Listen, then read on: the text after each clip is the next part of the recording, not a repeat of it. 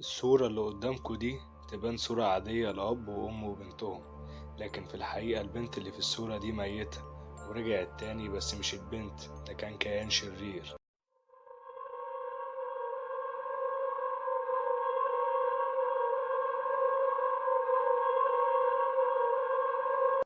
زمان في إنجلترا كان في موضة منتشرة اسمها ميمنتو موري، ودي عبارة عن لما شخص في العيلة يموت يجيبوا مصور فوتوغرافي وتصوروا معاه صورة تذكارية تكون ذكرى مع المتوفي. هي كانت منتشرة إن ساعتها التصوير الفوتوغرافي يعتبر اختراع جديد ومكلف، فكان استخدامه في أضيق الحدود. أسرة مكونة من 3 أفراد، أب وأم وبنت اسمها لين عندها 16 سنة، واللي كانت بتعاني من التوحد اللي كان تشخيص الدكاترة.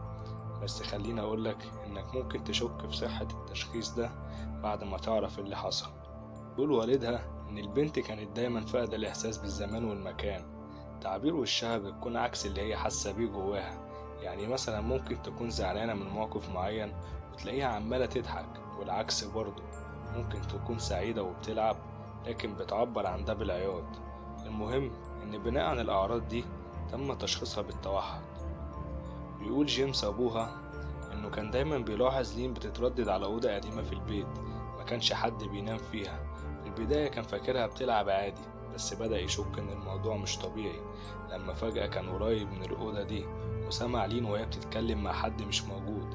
كانت بتتكلم بصوت واطي لكنه مسموع وبرتم هادي وبطيء، مش زي عادتها في الكلام. ولما حاول يفتح باب الأوضة فجأة اتجمد في مكانه لما شافها على الحيط كأنها قرد على شجرة. هو وصفها كده وهو بيحكي الحكاية، عمالة تفحر بإيديها في الحيط زي القطط، لكن الصوت مش طالع منها، كأن كان في حد معاها في الأوضة هو اللي بيتكلم. لما دخل وشاف المنظر البت بصت له بصة بيقول إنها أكتر بصة مرعبة شافها في حياته، أو على حد تعبيره أكتر لحظة حس بيها بالخوف. مكانش مصدق اللي شايفه، فضل يدعك في عينه لثواني من الذهول، بس مجرد ما شال ايده من على عينه لقى لين ماسكة العروسة بتاعتها وقاعدة على السرير بتلعب بيها ومديها ظهرها، لدرجة انه كان مقتنع تماما ان اللي شافه ده خيال او تهيؤات.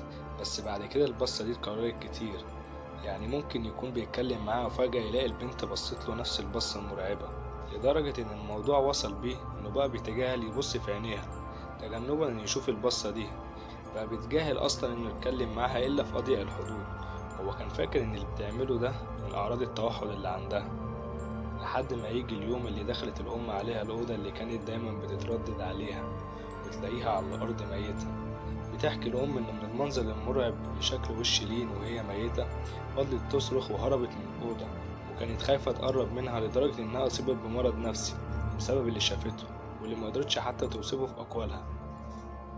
لين اتشخصت إنها توفت نتيجة هبوط حاد في الدورة الدموية من غير ما يعرفوا سبب حقيقي للموت. وكعادة الإنجليز والموضة المنتشرة بعد الوفاة جابوا البنت وخدوا معاها صور تذكارية، وده بعد ما ملامح وشها رجعت طبيعية تاني في حالة غريبة، لدرجة إن ساعتها قالوا على الأم إنها هي المجنونة، إن البنت ملامحها طبيعية جدا مش زي ما هي كانت بتوصف للناس. بس مجرد ما يستلموا الصورة من المصور تحصل حاجة غريبة.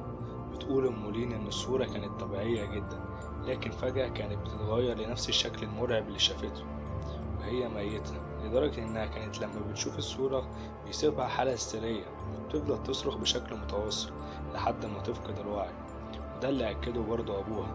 بس الأغرب بقى لما سمع جيمس نفس الصوت في نفس الأوضة اللي كانت بتتردد عليها لين علشان يفتح الباب ويشوف لين بنفس الوضعية اللي شافها بيها قبل ما تموت، واقفة على الحيطة وعمالة تفحر في ضوافرها.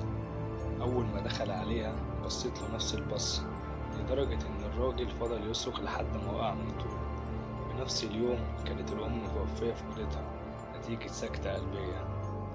من بعد اللي حصل وهو بيحكي جيمس في كل حتة عن بنته ويوصفها بالعائدة من الموت أو إنها بنت الشيطان، بس الكل اتهمه بالجنون، وده نتيجة الصدمة في وفاة بنته ومراته في وقت قصير. بس هو دايما كان بيقول معاه الدليل، والدليل هو اختفاء ليه من الصور التذكارية اللي كان متعود عليها أهل إنجلترا إن هم ياخدوها مع موتاهم. بس كده، قولنا ايه رأيك في الفيديو في الكومنتات، ولو انت أول مرة تتفرج ياريت تشترك في القناة عشان يجيلك كل جديد. سلام.